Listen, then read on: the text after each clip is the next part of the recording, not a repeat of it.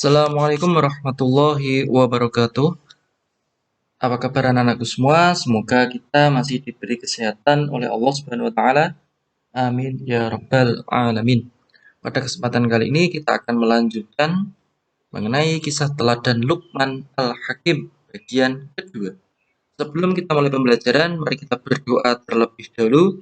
Semoga pembelajaran kali ini dapat berjalan dengan lancar dan bermanfaat. Bismillahirrahmanirrahim. Rabbi zidni ilma warzuqni fahma. Amin. Ya Rabbal Alamin. Tujuan pembelajaran yang akan kita capai pada pembelajaran kali ini diharapkan yang pertama anak-anak dapat mengetahui nasihat Luqman Al-Hakim. Dan yang kedua, anak-anak dapat meneladani nasihat Luqman Al-Hakim. Nasihat Luqman Al-Hakim sesuai yang ada di dalam Al-Quran surat Luqman. Ya. Di sini yang pertama nasihat Luqman kepada anaknya yaitu yang pertama jangan musyrik. Ini terdapat di surat Luqman ayat 13. Yang kedua, kita diperintahkan untuk berbakti kepada kedua orang tua. Ini terdapat di surat Luqman ayat 14. Selanjutnya, mengikuti orang yang kembali pada Allah. Ini terdapat di dalam surah Luqman ayat 15. Yang keempat, berhati-hati dalam berperilaku atau melakukan sesuatu. Ini terdapat di surat Luqman ayat 16. Selanjutnya, malah memerintahkan untuk menegakkan sholat. Ini terdapat di surat Luqman ayat 17. Dan yang terakhir, dilarang takabur atau dilarang menyombongkan diri. Ini terdapat di surat Luqman ayat 18 sampai 19. Nasihat yang pertama, jangan musyrik. Musyrik merupakan perilaku menyekutukan Allah.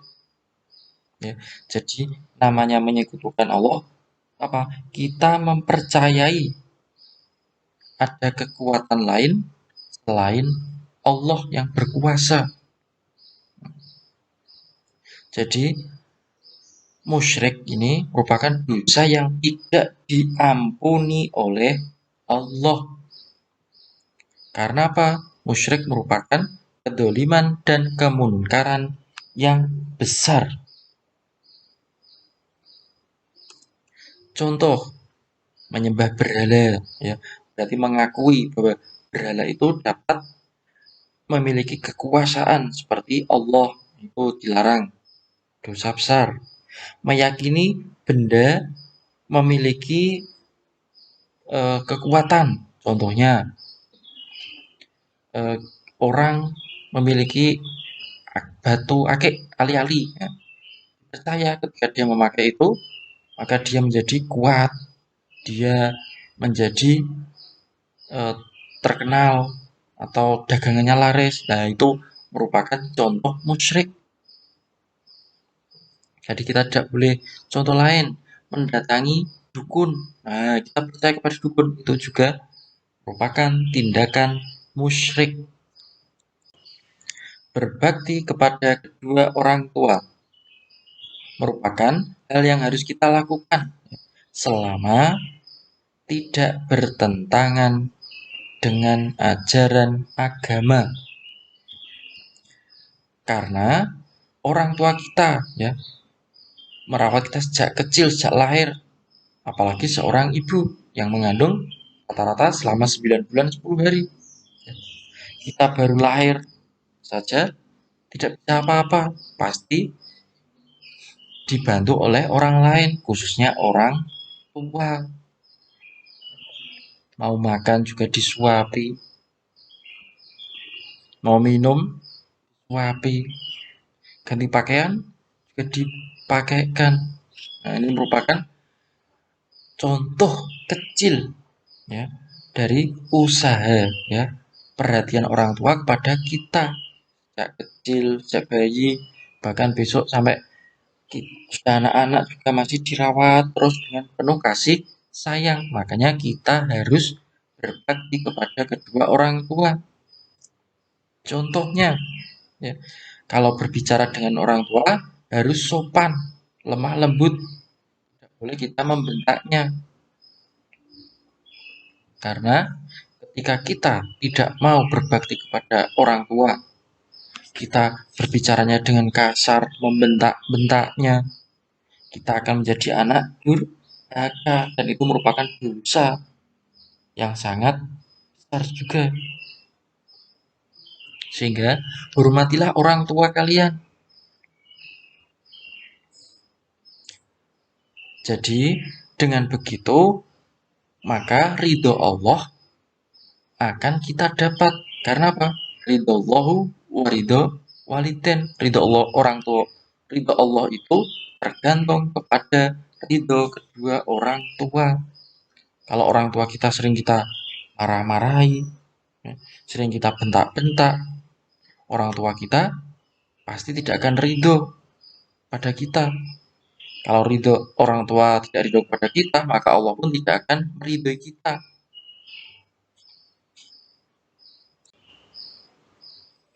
Soal yang pertama, apakah yang dimaksud musyrik? Soal kedua, mengapa kita harus berbakti kepada kedua orang tua? Nasihat yang ketiga, mengikuti orang yang kembali kepada Allah. Maksudnya gimana? Kita harus menjadi orang yang beriman, beramal soleh, yang selalu bertaat kepada Allah jika memiliki dosa dan kesalahan. Beriman maksudnya bagaimana? Kita percaya adanya rukun iman. Kita percaya ada Allah, percaya kepada malaikat, kepada kitab-kitab Allah, kepada rasul-rasul Allah, pada hari kiamat, dan kepada qada dan qadar Allah. Dengan begitu, maka kita akan menjalankan kewajiban yang diperintahkan kepada kita dan menjauhi segala larangan dari Allah. Beramal saleh. Segala sesuatu yang kita lakukan dapat disebut amal saleh jika itu sesuai dengan aturan atau sesuai dengan perintah Allah. Contoh paling mudah, kita berinfak, bersedekah, itu menggunakan harta benda. Jika tidak, kita dengan tenaga bisa. Misalnya, kita menyeberangkan nenek yang sedang menyeberang jalan, itu juga amal soleh. Kita menyingkirkan batu yang ada di tengah jalan, itu juga amal soleh. Kita mengajari teman pelajaran yang belum paham, itu amal soleh. Kita berbicara yang baik, yang santun, dan bermanfaat, dan hasilnya dapat dinikmati atau diterapkan oleh orang lain, itu juga amal soleh. Contoh tadi ya, mengerjakan perintah Allah, sholat, puasa, zakat. Terus kemudian jika berbuat salah segera bertobat, ya tidak menunggu-nunggu kita punya salah dengan teman kita, segera bertobat. Caranya gimana? Minta maaf kepada teman, ya tidak usah menunggu lebaran. Ketika kita misalnya berbuat dosa kepada orang tua, ya kita harus mau minta maaf, harus langsung minta maaf kepada orang tua dan bertobat kepada Allah. Kita tidak akan mengulangi kesalahan itu lagi. Nasihat yang keempat, berhati-hati dalam berperilaku. Segala ucapan, perbuatan, tingkah laku kita itu selalu diawasi Allah. Karena Allah Maha melihat, Allah Maha mengetahui segala sesuatu yang dilakukan oleh makhluknya.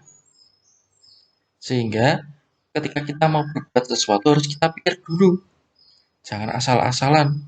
Misalnya kita melihat pohon mangga punyanya tetangga sedang berbuah, masa kita pikir kalau kita mengambil kira-kira itu perbuatan baik apa buruk. Nah, kita pikir dulu. Misalnya kita, alah saya kepengen, no. Nah, kita berpikir lagi. Ketika kita mau mengambil, ada yang melihat tidak? Dilihat kanan kiri ada orang. Kita mau mengambil, ternyata kita ingat, oh Allah selalu mengawasi kita, maka tidak jadi. Nah, ini merupakan contoh ya dari berhati-hati dalam berperilaku. Jadi, soal yang ketiga, mengapa kita harus selalu berhati-hati dalam berperilaku? Nasihat yang kelima, menegakkan sholat. Sholat merupakan tiang agama. As-sholatu imaduddin. Orang yang mendirikan sholat berarti menegakkan agama. Dan yang meninggalkan sholat berarti meruntuhkan atau merobohkan agama. Maksudnya gimana? Kalau kita ya sebagai orang muslim, kewajiban kita yaitu yang melaksanakan sholat. Berarti apa? Menegakkan agama Allah. Kalau orang muslim semuanya sholat, maka agama Allah akan kuat. Kalau orang muslim tidak ada yang mau sholat, berarti agama itu dianggap tidak ada, hancur, runtuh. Karena tidak ada yang melakukan kewajiban. Ya, ciri-ciri orang Islam ya tadi, salah satunya menegakkan sholat. Sholat ini dapat mencegah dari perbuatan keji dan munkar, perbuatan yang jelek. Tetapi syaratnya, sholat ini harus benar-benar dilakukan dengan khusyuk. Ya, tidak sholat yang asal-asalan. Seperti dalam surah Al-Ma'un kan. Fawailul lil musallin alladzina hum an sholatihim sahun. Ya, celakalah orang yang sholat, yaitu orang-orang yang berbuat lalai dalam sholatnya. Maksudnya gimana? Lalai dalam sholat, kita menunda-nunda waktu sholat, kita tidak khusyuk dalam sholat. Nah, itu termasuk dalam lalai sholat. Kalau dengan begitu, maka perbuatan keji dan mungkar tetap jalan. Maka ketika kita sholat harus benar-benar khusyuk. Kalau kita belum hafal bacanya gimana? Ya belajar, karena ini merupakan kewajiban kita sebagai seorang muslim. Dan amal yang pertama kali akan dihisab Allah dari akhir nanti, yaitu sholat kita. Kalau sholat kita bagus, maka amal yang baik, yang lain otomatis bagus. Tapi kalau sholat kita asal-asalan, ya nanti dipertanyakan amal yang lainnya. Nasihat yang terakhir, tidak takabur. Ya, takabur disebut juga dengan sombong. Jadi sebagai manusia kita tidak boleh sombong. Meskipun kita memiliki harta yang berlimpah, ya rumah tingkat 10, mobilnya berjajar seperti parkiran mall, tetapi semua itu merupakan hanya titipan dari Allah. Sewaktu-waktu dapat diambil oleh Allah. Contoh orang yang kaya raya, rumahnya tingkat 10, dengan Allah menurunkan gempa bumi, seketika hancur. Mobil, 10 mobil, tiba-tiba terjadi tsunami, seketika juga rusak semua, hancur. Nah, itu contoh cara Allah mengambil titipan kita mudah sekali. Misalnya ketampanan, kecantikan, mudah sekali Allah mengambil. Dengan apa misalnya? Misalnya kecelakaan, hancur wajahnya, jadi jelek. Rumahnya kebakar, ikut terbakar, wajahnya juga jadi jelek. Jadi ketampanan, kecantikan itu hanya sementara. Contoh ya, meskipun kaya raya, tidak pernah sombong dan membanggakan diri. Ketika kita sebagai orang kaya, tidak boleh kita merendahkan yang lain. Kita harus tetap bersyukur, karena semua itu hanyalah titipan Allah yang sewaktu-waktu dapat minta kembali oleh Allah. Soal keempat, bagaimana sholat yang dapat mencegah dari perbuatan keji dan mungkar? Soal kelima, mengapa kita tidak boleh takabur? Demikian pembelajaran kali ini. Semoga dapat bermanfaat. Mari kita tutup dengan bacaan Alhamdulillahirabbil alamin. Wabillahi taufiq wal hidayah. Wassalamualaikum warahmatullahi wabarakatuh.